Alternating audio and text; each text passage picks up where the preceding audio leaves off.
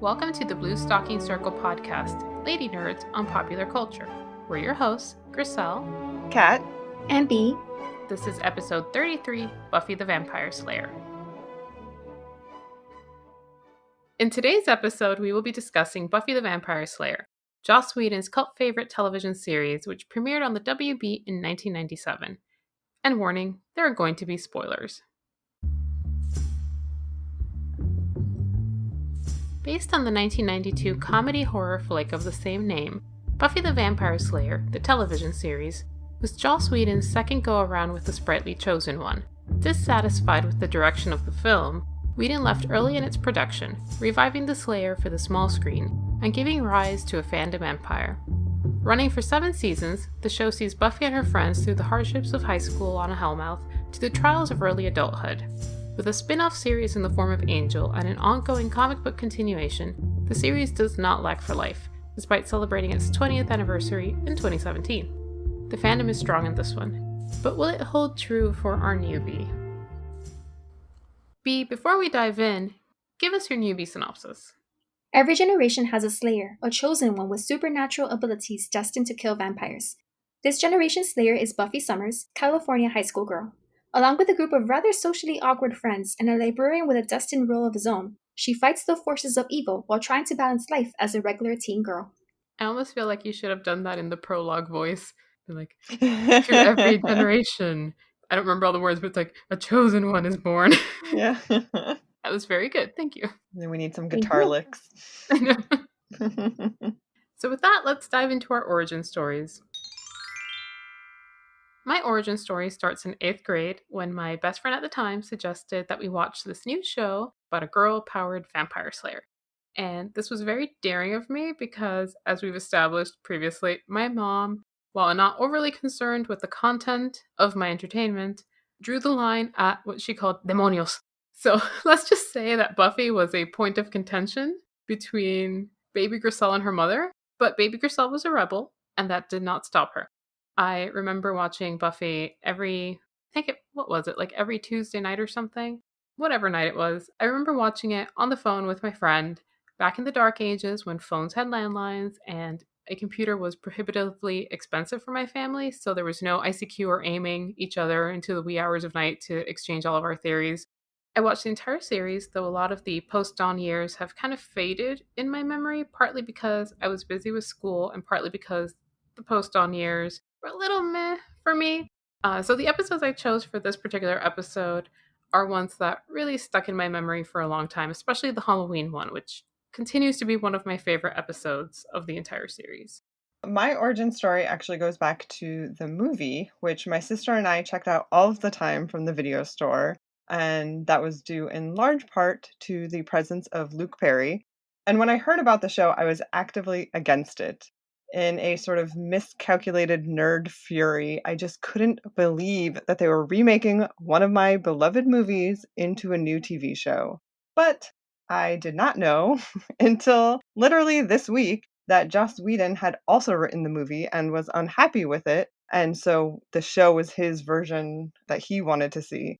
If I had known that at the time, I probably would have been more interested. So, oh well. I have a question. Is the TV show a continuation of the movie? No. Oh, because in the first pilot episode, they make references to how she burned down the gym in her old school, for example, and I thought perhaps the movie was the one that covered all those events. No. There's a lot of similarities. Like, the end of the first season actually, is very similar to the ending of the movie from what I remember. Like, it ends with prom and her, coming in her prom dress, and there's, a whole battle royale, but it's not the same character. Scary. Yeah. I guess maybe you're just supposed to believe that that's a different Slayer. Yeah. And just sort of move on, but it's not the same. Thank you for that. I've seen the movie. It's been a very long time, so I don't remember the details, but yeah, it kind of exists as its own product. Yeah. I remember thinking it was fun, and again, I just loved Luke Perry. That was a big part of it, but it was also just very different than other movies at the time, which obviously the show picks up on a lot of those things that made the movie interesting, but with more, I guess, Joss Whedon influence as opposed to the movie, which I guess they edited out a lot of his comedy and sort of ironic humor. So, when the show started airing, I was quickly lured back in. And shout out to previous guest Lorian, because I have very distinct memories of us dissecting and discussing each new episode during gym class as we did not actively exercise, but just walked around and did laps. I didn't I follow the feel show like to the I very shared that end. experience. Yeah. I also had the shared experience of we also called each other, like, during commercial breaks for this show Mhm. because my phone was not in the same room as my TV. So I remember we would have to, like, wait for commercial breaks and then, like, run and call each other. "Oh, no, it's coming back on. Okay, talk to you in the next commercial break." That is adorable. Yeah, we did that for a bunch of shows, but Yeah. Buffy was definitely a big one. Much like you, Gracel, I sort of fell off in my watching just because I got busier with school and didn't really follow it all the way through to the end of the series. And I also had a lot of post-dawn feelings of meh, I guess. But the early seasons definitely always held a special place in my heart. I feel like the pre-dawn years are like the first part of Buffy, and then everything else is the second part, and the second part just kind of doesn't do it for me, but it's still okay. Yeah, I always made the distinction. I mean, I guess the appearance of Dawn is probably around the same time. I'm not exactly sure, but I always thought of when the show Angel started as the sort of the beginning of the split. Although I did watch Angel for at least the first two seasons, but I don't know, something about Buffy after those years sort of felt different to me. Yeah, I think you're right. When Angel kind of like leaves the scene, there's a sort of a change in tone to the series as a whole. Yeah. But B, what is your origin story?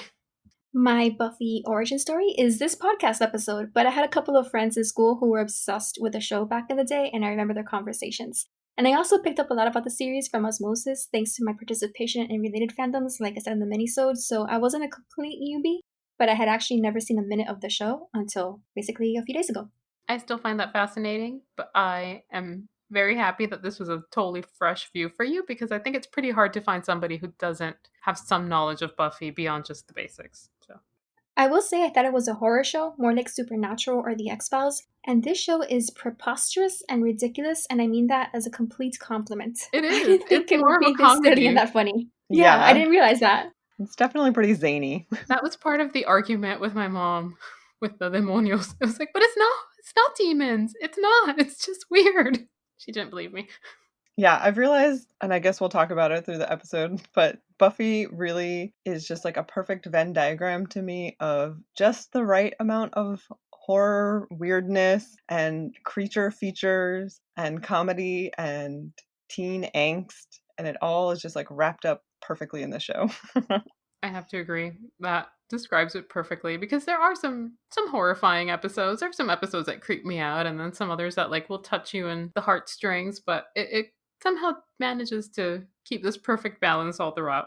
So that kind of like takes me into some of the points that I was afraid of before we started. Before I watched the episodes in order to make the selections for this episode, I had really put off rewatching the series for years. I tried to come back to it a couple of times just for research, but I was afraid that my grown up, too aware of problematic content lens would not let me enjoy it. And so I just kept putting it off every single time. But I'm really happy to say that this was not the case. And nostalgia definitely won out once I started watching those opening credits. Like I was in. I was in for the rest of the series. And I'm not saying that it doesn't have problematic moments, it certainly does, but I'm really happy that this part of my youth has not been ruined by adulthood for me. I feel exactly the same. Honestly, I don't think I've ever rewatched some of these early seasons.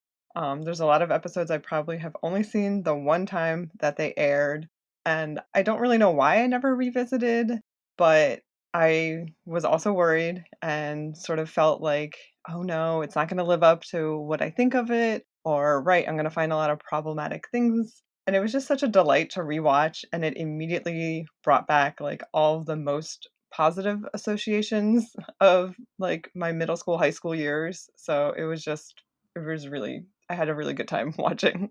I felt exactly the same. Once it started playing, like it took me back to 13-year-old me.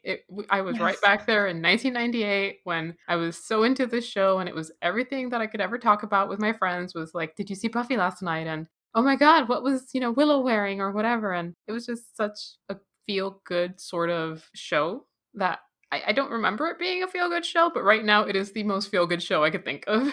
Agreed. Yeah, I've, like, revisited other shows that I liked from around the same time, like Dawson's Creek or something like that, and I Mhm. just found it so unbearable to watch now. And Buffy, thankfully, was not like that. It was just still so much fun. I love pretty much everything about it. It really made me very happy.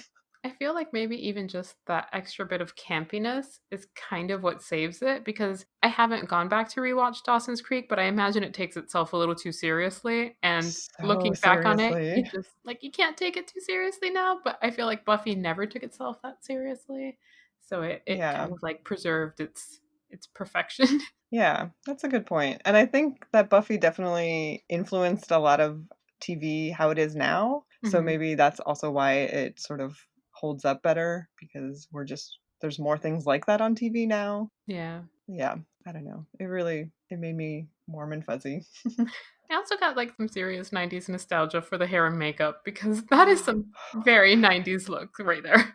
Yes. And more than other things that we've watched and talked about on the show, I Mhm. felt like I could really see myself and my style in a lot of the clothes. I feel like basically everything that Willow wears is something that I have or would have worn. Yeah, same. So, yeah, it was just like really, oh my God. There's like in season 2, she gets really into like these bucket hats.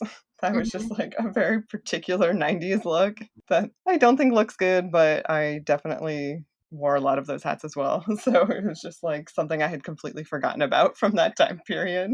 And You even just the reminded me how many bucket hats I Yeah. used to wear Oh, back did you then. really? Yeah. That's so funny. Yeah. I was just gonna say so many chunky heels also. Yes, and, like, the sneaker heel. Like, those were Yes. definitely a thing I was into. Yes. Oh, man. Well, I was just gonna say, I really appreciated how much the school looked like a high school, particularly like the crummy cafeteria food that they eat and the really old vending machines that seem to only exist on school campuses. And just like all of the posters that are up on the walls, everything about it just looked very much like a high school at that time, as opposed to like a 90210 or even a Dawson's Creek where it has a much more slick look to it. So I appreciated that. Yeah, it has, like, that aesthetic of a real school. It doesn't have, like, this, like, false veneer of Hollywood pretending like it's a real school. Yeah. So I also came to realize that I am of the age where Giles is now the most relatable character to me, and surprisingly, the most attractive, which was like, okay, that's a new thing for me. So I just felt like I needed to put that out there because as I was watching this, I was like, oh wow, sexy British librarian. Why did I never see this before? That's really funny. Yeah, definitely not on my radar as Nope, a middle schooler, but I not can at all. appreciate the Giles appreciation now. Do we have any other bits to add before we get into our ship wars? I guess leading into Ship Wars, I will just say that because my viewership drifted in those later seasons, I had never seen the episode Fools for Love until, doing my research for this episode, and I found it to be delightful. I loved seeing the pre-vampire Spike and him writing and reading his poetry was just very, very amusing. I am really glad that I could introduce you to that. I think you'll have noticed that there was a kind of a pattern with the episodes I picked. I had a thing for all of those historical Buffy episodes, which is not surprising. And this was one that I still remembered, and I was like, I need to figure out which was that Spike before he was a vampire episode, and I had to do some like serious googling, and of course it came up right away. But I'm glad I was able to bring this into your life. It was a good one. Thank you. Thank you for bringing that. So I think with that, we are ready to get into our ship wars. There are several lasting ships in this series, but the two most obvious ones are Buffy Angel and Buffy Spike, and it's hard to gauge the evolution of these in 5 episodes, but there's a taste of them. I shipped both of these characters with Buffy. I'm not a first love is only love sort of a shipper, so I like that Buffy had a chance to grow as a character and in terms of her love interest as well. I thought that was a really smart thing that the show did, not just ending it on, well, true love was Angel, and that is it. No more. Yeah, I have to wholeheartedly agree. I remember at the time being sort of like, "Ugh, her and Spike, I just can't buy it." But then, of course, growing to love them as a couple. And I really agree with you that I just don't like when, especially in a show, though, which obviously they don't know it's going to go on for 7 seasons. But if they had had her end up with Angel after 7 seasons, it really would have irked my nerves and been a little too. I don't know. There's something about that, right? First love is the only love sort of trope that I just don't like. So I agree. I like that Buffy had other boyfriends in between and always had a chance to sort of explore different relationships other than just with Angel. Although I have to say, in rewatching some of the episodes, I was reminded about how much of just my ideas of relationships came from Buffy and Angel. And I know it wasn't Yeah, I can see that. it wasn't in the episodes that we watched for the show, but there's an episode in the second season where he gives her that ring that was just so popular at the time, that Irish We ring. all had that Yes, ring. I was just like, "Oh my god, that's why we all Everyone had had the it." Irish ring. Yes. I, like, forgot that it came from this show, and that's why we were all obsessed with it. I was just something clicked, and I was just like, "Oh my god." So, that was fun revisiting and realizing. I do not know what either of you are talking about, but Angel seemed entirely humorless in the episodes that I saw, and he was the only character who appeared to lack a sense of humor. Is that what his character is really like? Just brooding, mysterious man who doesn't smile? Angel is a dark and brooding, yes. Yeah, they sort of Okay. make fun of it. At some point, he even makes a joke about how he's had, like, 200 years to practice brooding. Yeah, there's several jokes in the show about his personality. He isn't always that serious. He does have some lighthearted moments, but his character in general, you get the impression he has a soul, so he kind of like feels the weight of the horrible things he did when he did not have a soul. So you kind of assume that he's dealing with some stuff. Yeah, he always just seems to be sort of in pain about life. Yes, totally. He's always, yeah, like kind of straining about something. But I do find that, as we said, Buffy is only 16 in the beginning of the show. So yeah, like having her stay with Angel for 7 seasons would have been like, really? You stayed with the person you met at 16? What is this, a Harry Potter book? Yeah, exactly. I feel like I had forgotten that Spike was there so early. In my headcanon, Spike had not come in until like season 2, and I completely forgot that he was there right from the very start. He was in the first season. Not in the first episode, but pretty early on. And the tension was there all the way from the very beginning, even if they kind of didn't have an idea that those two characters would come together. I feel like there's something about the way that James Marsters plays Spike that kind of is like always like evil flirting with Buffy, so it does it for me in a subtle way. Yeah, and as we were just saying, Angel is definitely the brooding, humorless type, and Spike is not that. He's definitely more of like the quick wit and sort of bantering type. So it was fun to see Buffy have a different type of relationship with him. And also, as I've been watching more episodes, they really play up the fact that Spike and Angel seem to have this sort of thing between them where they are interested in the same women. So I guess that sort of tracks with Buffy as well. I also only just learned when I was doing research for this episode, kind of like how you just saw Fools for Love for the first time. I had not caught on, maybe I had caught on, but I don't remember consciously being aware of this, that both Angel and Spike have the same name or variations of the same name. One is Liam, the other is William. They're both Williams. And so there is supposed to be like this like dichotomy between the two, like they are being played as two sides of the same coin almost. So I think that's maybe part of Wow. Yeah, I'm that just learning also. this now, and it's sort of blowing my mind. Like, what? I didn't even put that together. I mean, thank God for all the stuff that's Wow. available on Buffy fandom because I Yeah. had no idea. Wow. That is interesting. Yes, and even like the way, wow, boy, even the way that they're styled, like they both wear the leather jacket, but one has the blonde hair, one has the dark hair. They're both sort of like negative image of each other. Boy, interesting. Joss Yeah. Whedon, he knew what he was doing. I will say that Buffy aside, one of my favorite characters in the whole series actually from beginning to end was always Willow. And there is something about her coming out in the show that always bothered me when I was obviously like a teenager, but I couldn't name it at the time because I didn't have the words for this. I realize now that what I had trouble with was the obvious bi erasure. that the writers engaged in when they wrote her character in the later seasons. And for Bee's sake, I'll just kind of like give out the spoilers. Willow has a decently long lasting relationship with Oz, who is the guy who sees her at the end of the Halloween episode, and comes out later in the series to start a relationship with Tara, who we saw in the musical.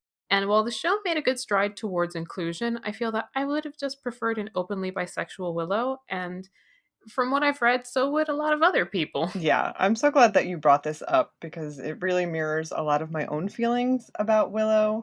And Willow and Oz's relationship has always been my favorite of the show. I love, love, love Seth Green, and I loved him before Buffy. So I remember even at the time, like learning that he was going to be a character on the show, I was so excited. And so I was sort of pre inclined to like any storyline involving him. But I do actually find that the sort of slow build of their relationship is very sweet and realistic to awkward teenagers. And as a awkward nerdy girl myself, I definitely saw more of myself in their relationship than in the sort of all-consuming passion that Buffy and Angel have, or even Buffy and Spike. Yeah, something about just having her come out and not sort of be openly bi kind of discounts that relationship in a way that I just don't like because I personally have a lot invested in their relationship. Yeah, I can agree with that. I feel like it's a pretty realistic representation of a young relationship when they show her with Oz. And then as she starts dating Tara, obviously there are more adult dynamics involved in that part of the series because they're like in they're college age. I don't remember if Willow was going to college. I think she was. I don't remember all the details because that's the post Dawn era that I don't have that much recollection of. But there is a clear distinction in like this is what a young relationship looks like in an adult relationship, and discrediting everything that happened in her past and just kind of going like, well, she's just a lesbian now. And it's like, but is she though? I think she's bisexual.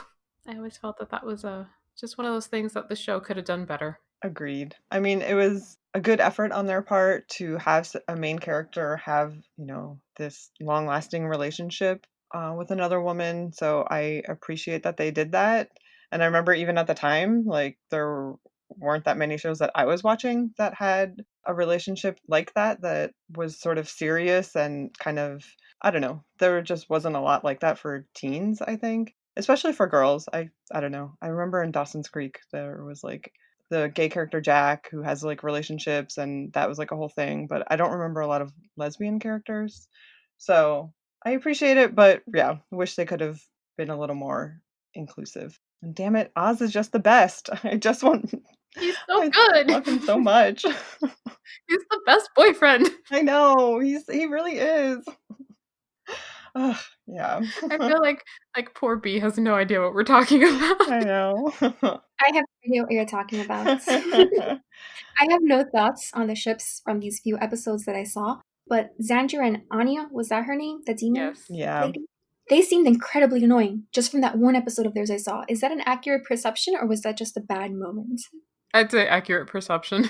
Yeah. I think that Xander has a lot of annoying relationships. Yeah, he's I would say the more problematic of all the characters in my opinion. Like there's some weird stuff that happens in some of the later episodes, especially as I was going back and recapping just to get a sense of where the show went. So there are problematic moments in this series, but I feel like Xander tops a lot of them. I did not like that guy. I didn't know that was like lambasting a fan favorite by saying that, but Xander was a pain. He's not a favorite of mine, so you're fine.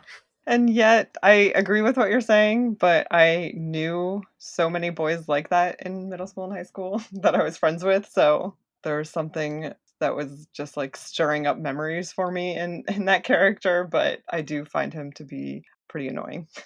I have to say that I've had a lot of friends like that too. I feel like Xander suffers a little bit from what we've talked about before, the trope of the nice guy. He likes being the nice guy because he likes Buffy, and that's never going to work out for him, but he's still the nice guy. So I think he suffers from a little bit of that trope. Yeah, definitely. Yeah, and that's what mostly was getting under my skin was just Hmm. his constant sort of like affection towards her in a way that was expectant of something because he was so like patient in how he was going about it, and it was just like, all right, dude, like this isn't gonna happen. So I think it's a little bit of the same we saw with Joseph Gordon-Levitt's character in 10 Things I Hate About You, where it's like, Oh, don't yeah, remind me of that. maybe you are just like assuming that you deserve more. yeah. Well, I think that leads us nicely into a little bit of a feminist rant if we're ready to move on. Let's do it. So, Buffy is my feminist touchstone. I just got to put that up right out there. It's not perfect, but it is one of the first shows that I watched, along with Sailor Moon and Xena, that set a female hero as the heart of the story and did so in a way that didn't surround her with men, as we see so often in fantasy, or try to downplay her gender identity by giving her traditionally masculine traits. So, I don't really have any rants. I have all the nostalgia feels.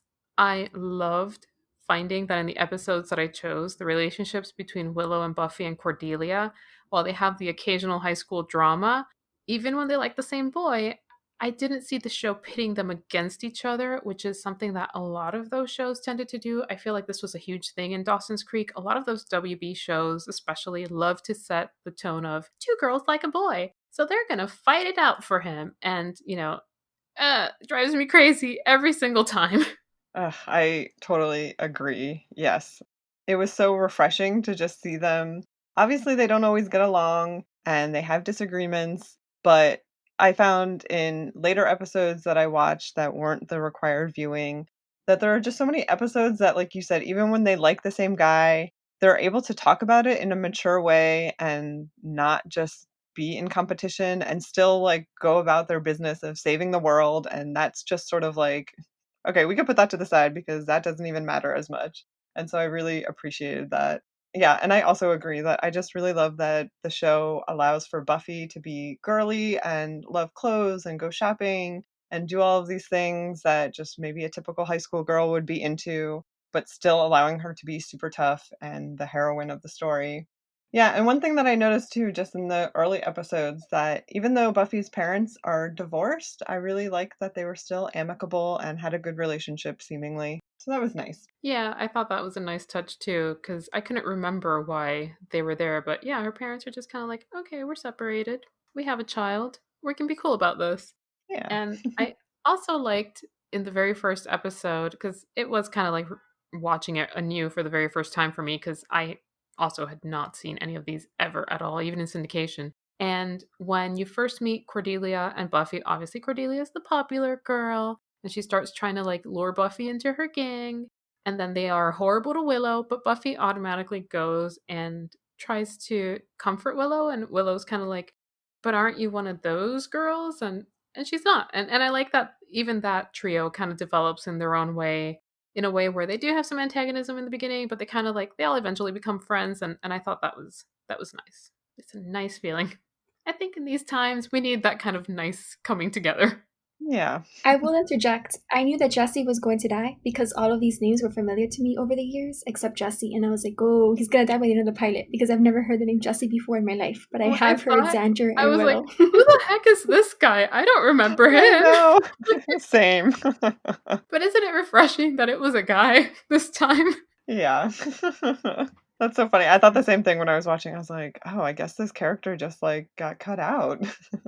And I nope. was like, maybe they had some actor change. I was like, oh no, this is going in a different direction. Well, I will say that there were a few episodes, again, outside of the purview of the required viewing, that hinged on the hot teacher trope, and that definitely had me rolling my eyes. It was more than one episode, so I was just like, all right, come on. I think, especially when Miss Calendar shows up, there's a lot of that. I just don't like that whole thing. I will say that my main rant definitely goes to Spike and Drusilla's relationship.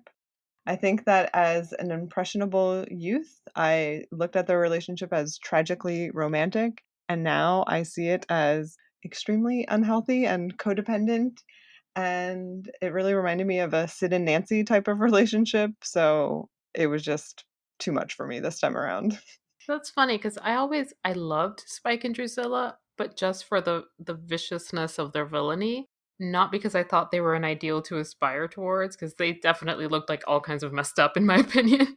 Yeah, it was just like a lot. And I guess I sort of appreciated, like, in the early episodes, she's sort of weakened and he's taking care of her, and then that gets flipped around where later she becomes strong and is taking care of him, but still, it was all just like, "Alright," like, she's, like, kooky and weird, and I don't know. It was a little much for me. I do, however, like the backstory that they gave them, where she is the one who created him. I thought that was like a nice twist because, yeah, she's kind of like a little bit out there and a little bit like she's needy and constantly dependent, but she was the one who killed him. That's true. That was something, again, that I did not know until this week when watching that episode, and I did really appreciate that he was sort of like the withdrawn, nerdy type, and she was sort of the aggressive type who picked him out. I do love that he was a sad poet. That just kind of Yes, like made it perfect for me. I Sad know. romantic poet. And that his name was William the Bloody because his poetry was bloody awful. I loved it. That's a way to, like embrace your identity. Do we have any feminist points to make beyond just the relationships in this series? The famous 90s nerdy girl makeover. I saw it in the Halloween episode with Willow and I did not care for it. How her own friend, and presumably her best friend from what I gathered, was telling her that in order to be attractive, she had to change everything about the way she was. It wasn't presented as her choice. It wasn't presented as something that she asked for. It was presented as the popular pretty blonde girl telling the nerdy girl in the group that she had to change and dress in a way that was not comfortable to her in order to be attractive. I despise this trope. We see it constantly in all these 90s movies and even the early 2000s. And I don't understand why. A lot of girls just like dressing a certain way, and it doesn't have to do with a lack of confidence. It doesn't have to do with them being prudes. It has to do with the fact that who wants to spend, at least in my experience, 8 hours in heels and makeup and low rise jeans to go to math class? So I did not appreciate that it was Willow's own best friend telling her that she had to change her appearance and that it was presented as a good thing. Like, this is something that she should ascribe to. She should dress in a way that she's not comfortable in because it's better. It'll make her a better person. I'm glad you brought it up because I definitely was thinking that when I watched the episode, but then I watched a bunch of other episodes and that rant sort of faded from my mind. But I also really resent the idea that Halloween is the time to like dress sexy. I've never subscribed to that. I always dress in the most like ridiculous and covered up way possible, probably. What was the costume even supposed to be? What was it supposed to be? Exactly. That was so annoying to me. I didn't even know what she was supposed to be. Like, come on, at least be like something like a sexy nurse. Like, just give her something that she is dressed as. Think it's Very supposed to annoying. be like goth girl of the 90s, but that's just me making an assumption. I will say that Yeah. the reason I picked that episode and the reason I still love it is because I think the whole message of the episode is that you don't have to be this person that you're not, that you could totally just go on being the one you are. Because it all starts with, they're all trying to impress someone. Buffy is trying to pretend to be the kind of girl that Angel would have liked. And you find that that's not a very effective sort of girl. And that wasn't the kind of girl he was into anyhow. He likes her as she is. And then you kind of have the same thing with Willow. She goes through this whole thing. She becomes this invisible creature, and then she goes right back to being herself. For the rest of the series, she continues to be either nerdy or witchier as you continue, or as I like to think of it, more pyramid collection, because that was a witchy person fairyland catalog of the late aughts or the early aughts or around there. So I kind of feel like this show kind of tells you that you don't have to change who you are just to impress someone, that you can just be yourself and that's fine. I did not gather that from this particular episode because at the end of the episode, she chooses to take off the ghost costume, and that's when Oz is impressed by her. He had noticed her before in the beginning, but it was presented as she just needed to bare her midriff, and look, now she's getting the attention of the guy. That's how the episode in isolation presented itself.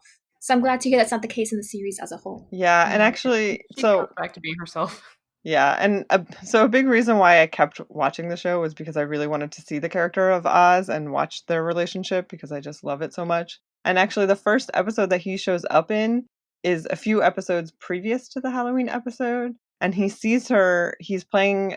He's in a band, and he's on stage performing, and he sees her in the audience, and she's actually dressed up in a costume on that night as well. But she's dressed up as like a native Alaskan or something. Like she's wearing a huge fur coat and like hoodie. So she's like the most covered up that she could be, and everyone else has come in like sexy costumes. And he actually notices her out of everyone else. And so I wish at the end of the Halloween episode that it had sort of continued that, and if she had, like, kept the ghost costume on and maybe just, like, removed the head part so he could at least see that it was her, and noticed her and Yes, been like, "Oh, who's that girl who's, like, not like all of these other people who are dressed, sexily on Halloween?" I would have liked it a lot more. I would have preferred that because the whole point of the episode, like you said, Grisel, is that you're right being the way that you are. If that's how Buffy chooses to present herself, it's totally fine. But if Willow decides to present herself in overalls and an oversized t shirt, that's fine too. That's who she is. It's not trying to make her conform into Buffy's idea of beauty. It's just letting her express herself the way she wishes to. And too often in the media and in reality, girls who dress a certain way are either, as we saw in these episodes, like Buffy, called easy, or in Willow's case, they're called prudes, losers, whatever. We saw both those examples in the show. And in real life, as in the show, it's mostly teen girls doing this to other teen girls, which is absolutely terrible. You can't win as a teen girl. Either way you dress, you lose. I can see that. I agree. It's kind of like the toxic elements of girls being pitted against girls. And we've seen it with stuff like Mean Girls and just like the reality of like the social science behind stuff like Mean Girls. So I can see that. But that's it for my ranting. Okay. Well, since we're starting to get into our ranty phase, let's go into Catharsis Corner. Can I start? Yes, go ahead. There is no way any of these people are in high school. These people are worrying about 401ks and mortgages. They're not worrying about their grade on their math pop quiz. The casting here was so fake teen casting that it was just distracting. There is no way I buy Angel as an 18-year-old. What is going on here? I don't remember it being that egregious when I was a kid. I have to agree. That is one of the things that I must cathart as well. I did not notice it when I was 13, but Charisma Carpenter is clearly too grown up to pass as a teen. She was 27, as I learned, when she played Cordelia in season 1, and watching it now, it seriously shows she is obviously older than all of these other characters. Angel, however, I don't think is supposed to be 18. I don't remember how old he's supposed to be honest, but he is more adult and obviously like 200 years old. So he's undead. He's not passing as a high school student. This isn't a Twilight situation where you have a person who's pretending to graduate from high school every 11 years or whatever and then disappearing for a bit and coming back. This is just like a random guy who lives in their town. He's in no way associated with Sunnydale High, but yeah, the other characters, you can see it definitely. I don't remember all the ages off the top of my head. I know that Xandra was older. Xander looks like Willow's father in some episodes. He does. He Yeah. looks really old compared to some of them. Buffy was genuinely the youngest of the group and closest to her age, at least when it was first premiering. I think she was only like 18 or something like that at the time. I think she was a little bit younger in the earlier episodes, but yeah, they are not teenagers. They are clearly adults. Yeah. It was definitely pretty distracting this time around. I also did not ever notice or care about it when I was watching it originally, but oh my gosh. Especially I thought when Miss Calendar shows up, who's like the cool young teacher, and she basically looks the same age as them. I was like, wait, but they all are the same age? What's happening? I'm of two minds about it though, because I recently saw this terrible, terrible 80s movie that featured a teen girl in a really weird sexualized scene. And it icked me out so much that I actually had to look up how old the actress was. And she was 18 when she made the movie, but she was playing a much younger teen. And I actually didn't even finish the movie. It just bothered me so much. So I now kind of don't mind when I see older, obviously adult characters playing teenagers, especially when they're going to be asked to do a lot of like sexualized scenes or romantic things or just like things that I really don't want to watch actual teens doing. So I Yeah, I can can, agree. There's a yeah. good line drawn there. Yeah. However, I did also look up because I went down a deep Seth Green dive on the internet and was rekindling my love of him. He plays a high schooler in this movie from the 80s called Can't Buy Me Love. And that movie is from 1987. So he was literally playing high school kids for 10 years. So he's clearly way too old to be a senior at Sunnydale. And he was, I don't remember in which movie, I don't remember the name now. This is just like random factoids coming to me. He was in some like I think, Disney movie with Allison Hannigan. So they are the same age, or like right around the same age. So they are both adults too. Ah, I was wondering that because I knew that they were both like child actors growing up at the Mhm. same time. So I was like, oh, I bet they knew each other in real life. Yeah, they were That's cute. in something that I remember catching on TV one time and being like, "Oh my god, it's Oz and Willow!" And they were Yeah. like 10 or 11 or something like that in the movie. Oh, that's cute. Yeah. They are perfect even when they're children. I know. But yeah, the ages were one of the things. My big catharsis, though, and the one I've harbored for years, even though I made you watch it, I hate the musical. I find it so annoying. I only selected it because it's a cult classic of a cult classic, and so many people love this. I personally always found it so annoying, and even watching it again, I was like, yeah, nope, don't like it at all. And I feel like the Xander Anya is one of those really annoying bits in this particular episode. So I was just like, oh, it hits all the stuff I don't like. And I also always thought Tara was one of the most boring characters. So I'm putting it all out there. This is my secret shame, and I have held on to it for almost 20 years now. They get an A for effort, but that was not one of the stronger episodes that I saw. It's just one of the ones that like everybody mentions. And I was like, oh, I guess I have to include this. It lives on for sure, and I remember at the time being really excited about it and thinking that it was so fun and different, and at the time I was very involved in theater and, like, performing in musicals or doing, backstage work at a lot of musicals, so I was just, like, very into that world, so it just was like, "Oh my god, 2 of my favorite things are combining, and this is so great." But rewatching it, I definitely was not getting much from it. The songs were not super great. I felt like the idea was cute, but it could have done more. And yeah, it just didn't quite connect with me. I feel like the one good thing it did, and one of the only reasons why I kind of kept it, even though I went back and forth on it, is that it does cover kind of everybody who's significant on the second half. So, like, in order to kind of encompass a little bit of everything, it does that okay. That's true. It does do a good job if you're gonna jump from season 2 to whatever season that is, season I think 6. I think it was season Like, 6. Yeah, it was like almost towards the end, so it kind of like gives you a little flashback of everything that's happened to this point, and you're like, okay, so these people are all together now. Great. right. And they have a store apparently, and Yes. they're all hanging out with their high school friends, and they all live together in a giant house apparently. They do all Yeah. live together in a giant house. Yep. And Dawn is the Okay. only person who plays her age in this show, so there you go. On a more serious note, there was an utter lack of diversity in this series that I noticed. I could only see one character of color, and he was the bouncer in the bronze, and he promptly got eaten on screen, and that was that. I watched, I think it was an episode that I did not include because obviously I kept on going myself. There are occasionally people of color, but you're right. It's definitely not doing anything for inclusion. There is a black vampire cult leader in a later episode. But that's the only one I can think of off the top of my head right now of the episodes I watched. And obviously there's an African American Slayer who obviously gets killed by Spike because that's the Slayer Oh he yeah, murders. that's true. And In then that there's an episode, Asian yeah. Slayer who also gets killed by Spike because that's how he gets some other thing. So there That's true. are So all the people of color on the show get killed off. they have Yeah. gotten killed off. So it doesn't do Yeah. great things for diversity. I obviously can't remember all the episodes right now just because I need to go back and rewatch and refamiliarize myself, but I can't think of anyone off the top of my head. It is a very white show, I think, as most WB shows were. I was gonna say there's also Kendra, who's a second Slayer who shows up at some point, she's Yes, actually from that is true. Africa, but she also dies at There some is point. some diversity in the random slayers that show up. Yeah, I feel like they definitely made an effort there to show that it's sort of a worldwide that it's, like, bestowed on people around the world, not just in America, which is nice, but other than that, I have a hard time thinking of any other really strong characters who are diverse. There's basically just people in the background who get killed. Yeah, that's all I can think of too.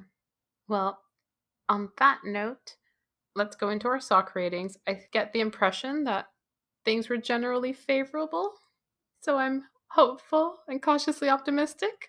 B, would you like to start us off? Sure, as opposed to my rants, and I ranted because I had to break a little of the fangirling in this episode just for drama and That conflict. works. I really like the series. It was not at all what I expected. As I said at the start of this episode, I was expecting something very grim, dramatic, full of vampires and monsters and horrors. I was expecting, I think, something like the first couple of seasons of Supernatural, which is the WB show that I grew up with around that age. And this was not that. This was, like you said, more of a comedy than a horror TV show. So I was very pleasantly surprised, and I'm going to give it a 3.5 out of 5 based just on these 5 episodes that I saw, which is basically my equivalent of I liked it very much, but not quite to the love level. However, I liked it enough that I'm going to go back and actually watch at least the first season in order. I thought it was a great show. I Yay! think that is the highest of praise you could have given it. The fact that you're willing to watch more just, like warms my heart a little bit. So I'm very happy that it at least entertained you, which is the best that we need right now. It's a great quarantine show. It is a good quarantine show. It really is, I have to say. And yeah, I found it just so delightful to revisit again, and there's something very comforting and satisfying about watching the imminent end of the world almost in every episode and having it be defeated. And it feels nice. Like, oh, there's dangers lurking out there, but they can be defeated. Your evil monsters can actually be overcome. Such a Yeah. nice feeling. It was. And so I'm going to go ahead and give it a 4 out of 5 socks. I definitely have a lot of feelings of nostalgia for it. It really, at the time when I first watched it, just filled something that I was looking for and I didn't even realize it. And looking back now, I realize that, I grew up reading a lot of things like Goosebumps and Fear Street and reading Stephen King and liking horror and monster movies, but not enough to get totally into like gruesome horror movies. And so I think that Buffy definitely toes the line of being a fun show that has those elements and is a little creepy and has witchcraft, which I love, but isn't too extreme. I also thought that the effects were really good and the makeup looked really good for all of the vampires and the creatures. So, yeah, overall, 4 out of 5. I really loved it. But again, the later seasons don't hold my attention as much. So that's what's keeping that one sock rating off. I feel the same. I also give it a 4 out of 5 for exactly the same reasons. I feel like the nostalgia is just perfectly there for me. I still enjoyed the episodes. I'm definitely going to go back and continue watching and just kind of binge it for a while. I don't think I'm going to fall in love with the later seasons still. I think the one thing about the later seasons that I enjoyed was the Spike Buffy dynamic. So at least there's that to save it. But I don't think that the later seasons are going to pull me back in the same way that the early seasons do. I also found, as you said, that the physical effects were really good. I was surprised that, like a part of me was like, am I going to see this and the master is going to look like so cheesy like that one centaur in Harry Potter? But no, it was actually really decently done, and even the transformations aren't that bad when they like vamp out. Like it still works for me for something that, was mostly using really early CG at best. So I was duly impressed with this rewatch. Yeah, I think this mid to late 90s is that sweet spot where they were still using a lot of physical, practical makeup and effects and just enhancing it with CGI. And Hmm. it really works just so well. And it really highlights how relying only on CGI will effectively make your movie look so dated in just like 5 years because, yeah, you Yes. can't just rely on that. I am happy with everyone's sock ratings. So thank you. And I'm glad that I was able to bring B some joy in these trying times. Thank you, Crystal. So I think it's time to dive into the world of read and likes. So let's go into our reading recs. I will start with the most obvious of recommendations. First, Twilight, because I have to mention Twilight by Stephanie Meyer. It is its own little world of problematic, but I am still a Twilight fan, so there you go. Putting that aside for now. My next recommendation is Sunshine by Robin McKinley, which is a very kooky sort of vampire story. It's kind of straddling the world between Buffy and some sort of postmodern weird horror story. So I think it's a great read if you're interested in something a little bit different. And for a very adult recommendation, which content warning, if you're not into super adult situations, do not read this series. The Immortals After Dark series by Cressley Cole, which is like the ultimate paranormal romance series. It's 18 books long and still going, and it covers every kind of supernatural creature that you can think of, and it's got that like Buffy vibe going on. For some viewing recommendations, I have to start with Being Human, the original BBC series. It was later redeveloped as an American series, but I never watched that one. The BBC series features podcast favorite Aidan Turner as a very violent vampire, so just so much pleasure to watch. It's much darker than Buffy, however, so if you don't want something that dark, maybe hold off on that for now. And the current series of What We Do in the Shadows, as well as the film, both are hilarious in their own right, and I love them both equally. And finally, Sleepy Hollow, because that was one of my more recent urban fantasy style faves that kind of has that Buffy vibe. I thought you were going to recommend the movie Sleepy Hollow with Johnny Depp and Christina No, Ricci. no, not that one. I was like, okay, I guess that's kind of similar. Well, for my reading recommendations, I'll go towards a younger audience, and something that I mentioned before is the Goosebumps series. I loved those books as a kid, and it definitely paved the way for me to enjoy things like Buffy and more, gruesome and intense horror. But there is one particular book, it's actually book 11 in the series, and it's called The Haunted Mask, and it's basically the same premise as the Halloween episode, where people get stuck as their costume on Halloween. So I always very distinctly remember that particular book, but there's a lot of really good ones. I'll also recommend the books of Lois Duncan, who is a pioneer in the YA horror genre, and she wrote several sort of controversial classics, and I'll recommend Daughters of Eve, where a group of high school girls take revenge on the misogynistic men in their lives.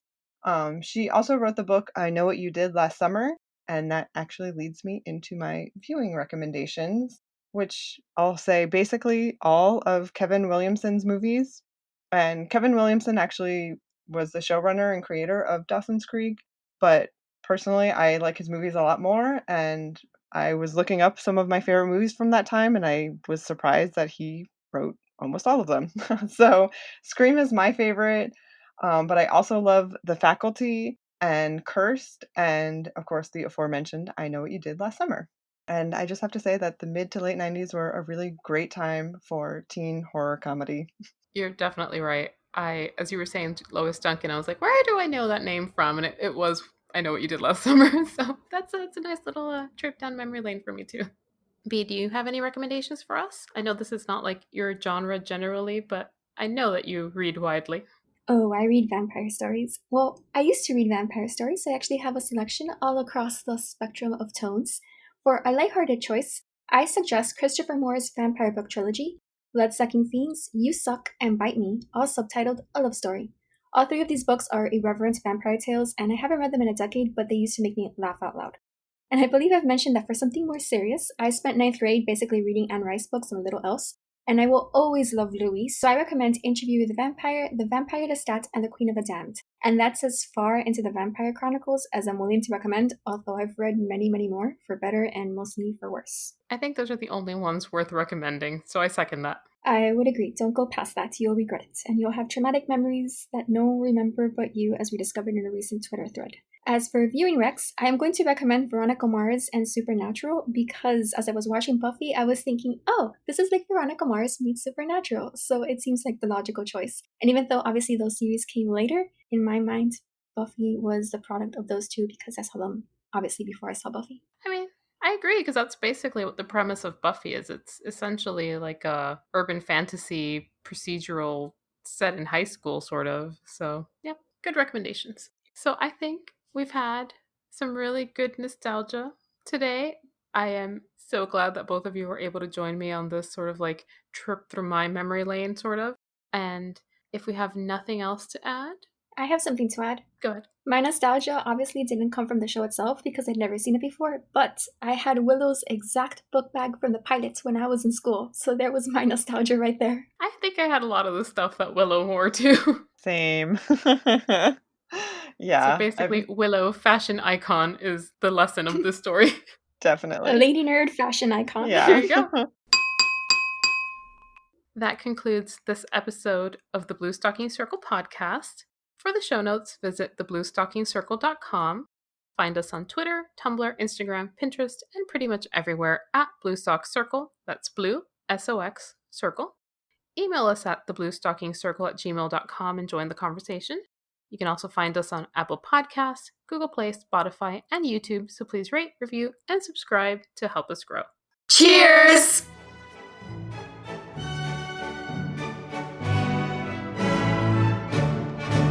My origin story is that there's massive thunder. Do you hear that? So I'm waiting There's for it to thunder pass. everywhere. I I know, realized that I I was just- actually talking at one point and I had muted, and then I was like, oh, the conversation has moved on. Yeah, I'm hearing thunder just like outside my house, so I can't tell if it's coming from you or from my house. There's thunder and there's the neighbors screaming at the thunder, but it's past now. Okay. It's Yeah, been the very thunder will noisy. be atmospheric for this So spooky much episode. atmosphere.